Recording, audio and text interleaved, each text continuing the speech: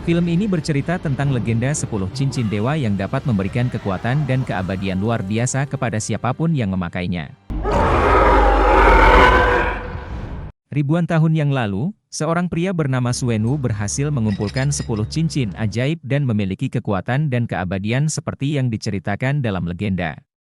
Wenwu kemudian mendirikan organisasi 10 cincin dan melatih para pejuang dari seluruh dunia untuk menaklukkan kerajaan dan menggulingkan pemerintahan untuk mengumpulkan kekayaan.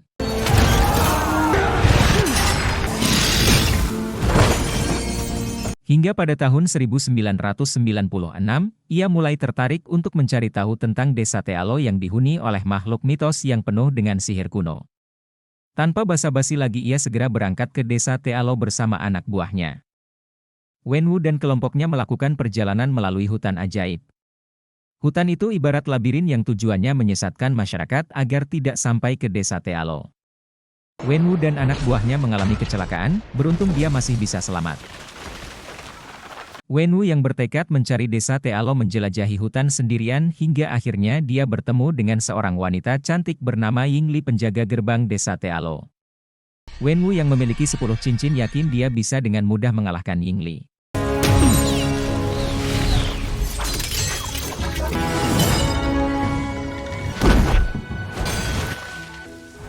Setelah pertarungan yang cukup sengit, Yingli berhasil mengalahkan Wenwu.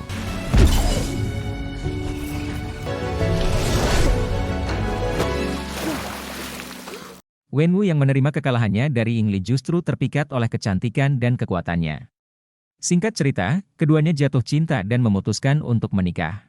Karena tidak mendapat persetujuan dari masyarakat di desanya, Yingli memutuskan untuk meninggalkan desanya dan pergi bersama Wenwu menikah dan dikaruniai seorang putra bernama Shangqi dan seorang putri bernama Qialing. Setelah menemukan cinta sejatinya dan memiliki keluarga bahagia, Wenwu memutuskan untuk meninggalkan kepemimpinan dari organisasi dan mengunci 10 cincin ajaib di dalam kotak agar hidup normal. Saat Shangqi berumur 7 tahun, Yingli bercerita tentang legenda naga desa Tealo yang telah memberinya kekuatan untuk melindungi desa Tealo. Setelah itu, dia juga memberikan kalung dengan liontin giok hijau kepada Shangqi dan Qialing. Yingli mengatakan bahwa kalung itu dapat mengarahkan jalan yang benar setiap kali Shangqi merasa tersesat dalam hidupnya. Suatu hari, ketika Wenwu tidak ada di rumah, kelompok geng besi yang merupakan musuh Wenwu dan organisasinya datang ke sana untuk membalas dendam. Yingli yang kehilangan kekuatannya berusaha melindungi anak-anaknya dari serangan gangster tersebut namun pada akhirnya gang besi berhasil membunuhnya.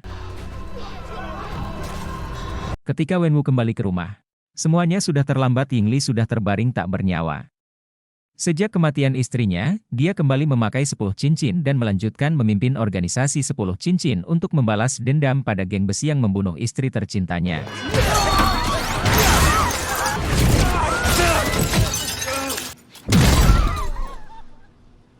Tak hanya itu, ia juga melatih Shangqi dengan latihan berat agar putranya menjadi seorang petarung yang handal. Saat Shangqi berusia 14 tahun, Wenwu mengirimnya untuk membunuh pemimpin geng besi.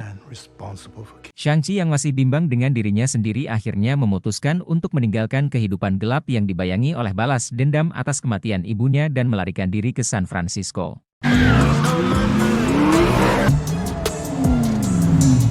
Bertahun-tahun kemudian, Shangqi menjalani kehidupan sederhana dan bekerja sebagai pegawai hotel bersama sahabat perempuannya bernama Katie.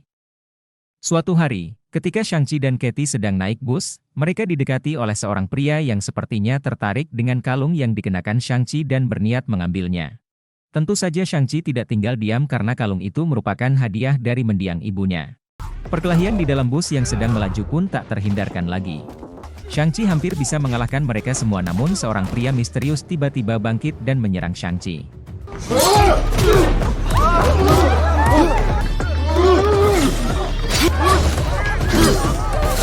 Setelah pria itu menunjukkan kemampuan bertarungnya, Shangqi tahu bahwa dia bagian dari organisasi 10 cincin ayahnya. Di sisi lain, terlihat seorang pria merekam pertarungan antara Shangqi dan geng 10 cincin di bus yang bergerak. Berkat bantuan Katie, Shangqi mampu melumpuhkan kawanan 10 cincin dan menyelamatkan penumpang bus lainnya.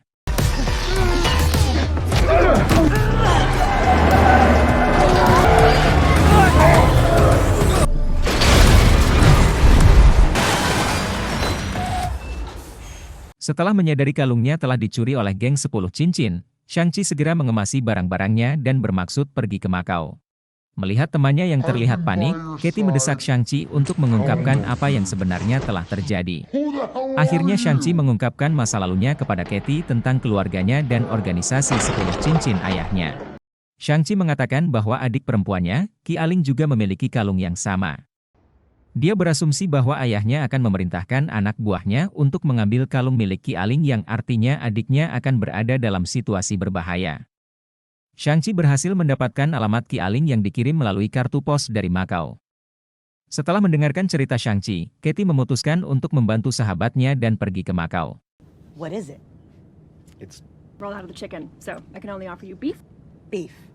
Because that's all you have, right? Sesampainya di Macau, Shang-Chi dan Katie berhasil menemukan klub pertarungan ilegal yang didirikan oleh Qi Aling tak lama setelah gadis itu melarikan diri dari ayahnya. Shang-Chi terpaksa ikut bertarung melawan Qi Aling. Qi Aling yang masih menyimpan kemarahan pada kakaknya karena dia melarikan diri sendirian.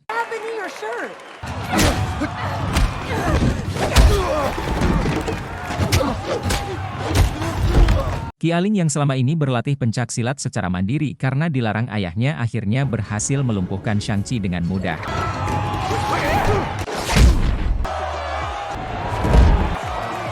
Usai pertarungan, Shang-Chi segera memberitahu Qi Aling apa yang terjadi di San Francisco.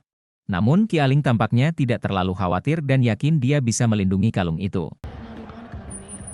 Pada saat yang sama, kelompok 10 cincin menyerbu klub ilegal milik Qi Aling. Shang-Chi, Katie, dan Qi Aling mencoba menyelamatkan diri dari serangan geng 10 cincin ayahnya.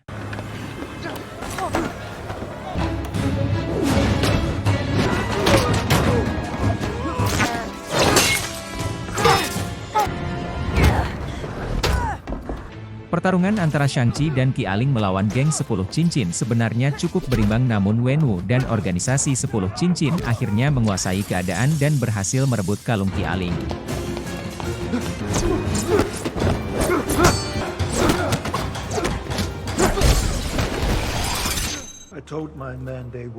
Setelah itu, mereka segera membawa Shang-Chi, Katie, dan Qi Aling ke markas besar organisasi 10 cincin.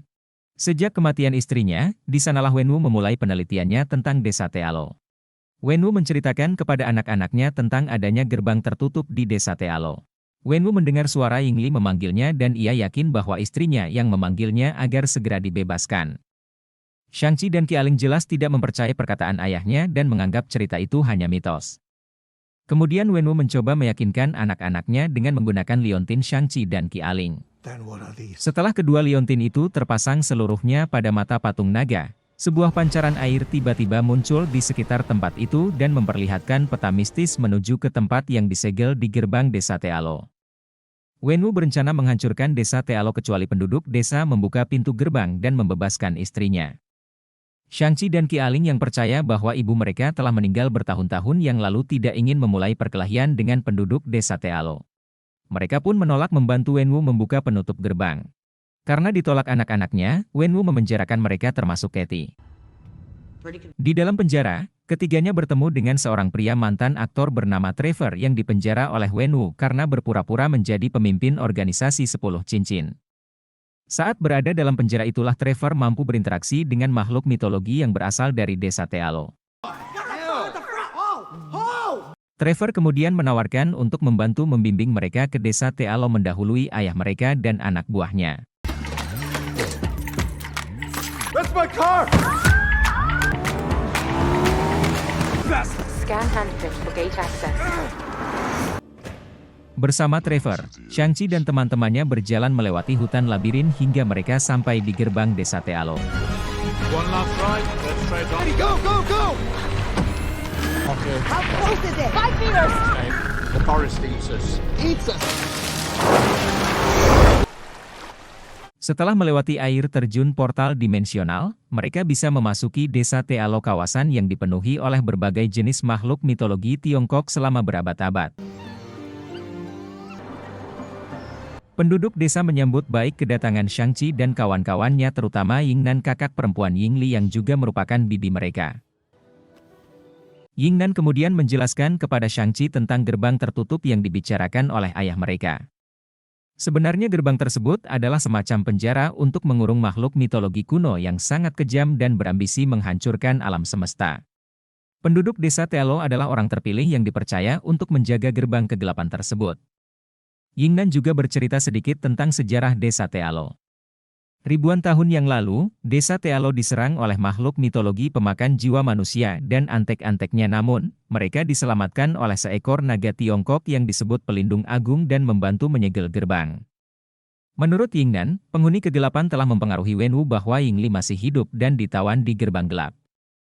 Jadi Wenwu akan membuka gerbang kegelapan dengan kekuatan 10 cincinnya. Oh, thank you. Yingli yang telah meramalkan bahwa Shang-Chi dan Qi Aling akan datang ke desa Tealo sudah menyiapkan pakaian dan senjata berbahan sisik naga untuk menghadapi situasi genting. Shang-Chi dan Qi Aling berlatih ilmu bela diri khas desa Tealo dengan sangat tekun. Tak mau kalah, Katie pun berlatih memanah untuk membantu teman-temannya dalam pertarungan.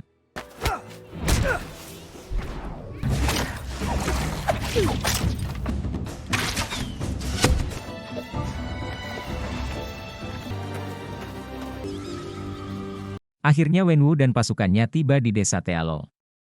Shang-Chi yang tidak ingin terjebak dalam lingkaran kebencian dan balas dendam, berusaha sekuat tenaga menghentikan ayahnya dari potensi menyebabkan malapetaka pada alam semesta.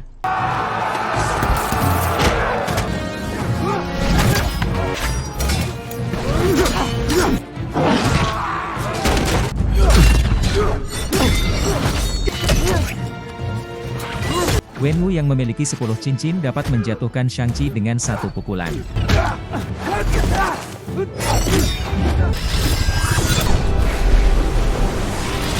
Kemudian dia menghancurkan gerbang kegelapan menggunakan kekuatan 10 cincin.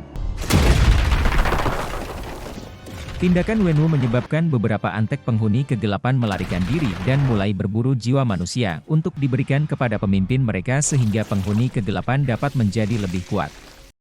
Karena serangan dari makhluk mitologi itu, pasukan 10 cincin akhirnya bergabung dengan penduduk desa Tealo dan bekerja sama melawan makhluk-makhluk itu. If it grows strong enough. Sementara itu, Shang-Chi yang hampir tenggelam di danau teringat akan cerita ibunya tentang naga Tealo yang menjadi bagian dari Shang-Chi.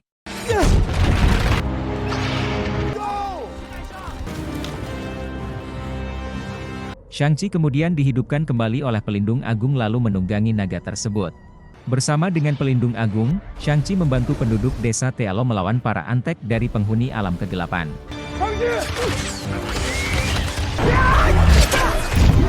Setelah itu, dia kembali melawan ayahnya yang mencoba menghancurkan gerbang tersebut.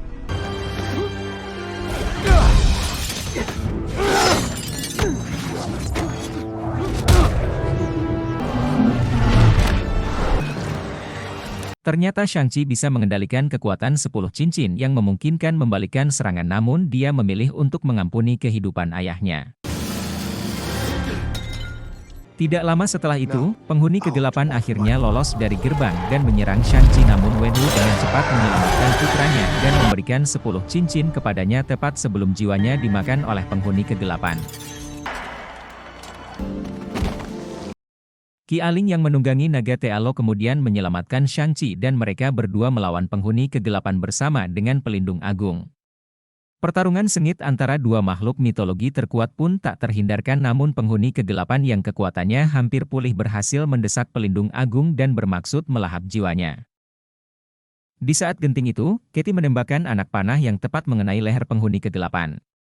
Shang-Chi dan Qi Aling tidak menyia-nyiakan kesempatan, segera mengerahkan seluruh kekuatan mereka mengalahkan makhluk itu. Dengan kekuatan 10 cincin, Shang-Chi berhasil meledakkan makhluk kegelapan dan menghentikan bencana yang mengancam dunia.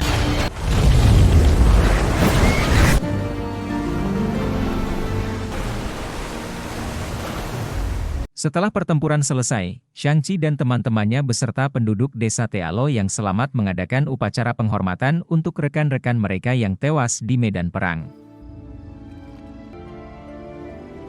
Setelah itu, Shang-Chi dan Katie kembali ke San Francisco menceritakan kejadian di desa Tealo kepada paman dan bibinya. Tak lama kemudian, Wong datang melalui portal dan membawa Shang-Chi dan Katie ke suatu tempat. Wong memperkenalkan Shang-Chi dan Katie kepada peneliti bernama Bruce Banner dan Carol Danvers.